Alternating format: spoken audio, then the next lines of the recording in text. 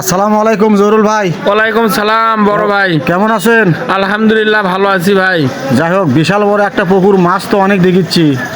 মাছ তো দেখতেছেন ভাই, খুব খরচা করে আবাদ করছিলাম ভাই, কষ্টের বিষয়। লাস্ট পর্যন্ত পানি নাই পুকুরের আমার।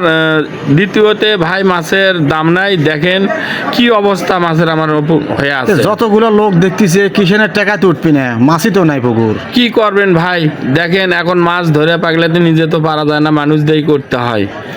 মানুষদের নাই করলেন বললেন, এই যে আবার আরো তো যাচ্ছেন, আরো তো দেখতেছি অনেক লোক। ভাই আরো তো চাচ্ছি, অনেক লোক কি করবেন, মাছ তো আরো দিয়ে বেচতে হয়। 100 টাকা কেজির খাদ্য খেলে ভাই আর 60 টাকা কেজি থেকে 70 টাকা কেজি বিক্রি করছি। দুঃখের বিষয়টা কোন জায়গাত ভাই? তারপরেও বলেন। দেখেছি আবার যে মাছের আরো তলাটা হাসতিছে, মানে কি বুঝাচ্ছে যে এত বড় পুকুর মাছ নাই, সেই জন্যই লাগিন। মাছ তো নাই ভাই, মাছে ভাইরাস ধরে মারা গেছে। দ্বিতীয়তে পুকুরে পানি নাই, খুব দুঃখের বিষয় ভাই। চালান তুলতে পারিনি মজিদ ভাই আমার। আচ্ছা আচ্ছা ভাই, আল্লাহর রহমতে আপনি লাগে থাকেন, আল্লাহ একদিন রহম করবে ইনশাল্লাহ। দেখা